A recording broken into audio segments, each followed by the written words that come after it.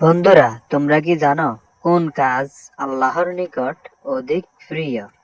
না বন্ধু, আমরা জানি না কোন কাজটি আল্লাহর নিকট অধিক প্রিয়। তুমি আমাদেরকে বলো। যেমন এই কাজটি আল্লাহর নিকট অধিক প্রিয়। এক সাহাবী রাসূল সাল্লাল্লাহু আলাইহি ওয়াসাল্লাম এর নিকট জিজ্ঞাসা করলেন, হে রাসূল, আল্লাহর নিকট কোন কাজটি অধিক প্রিয়? তখন তিনি উত্তরে বললেন, যথাসময়ে তোমরা নামাজ আদায় করো। আমি বললাম, অতঃপর কোন কাজ?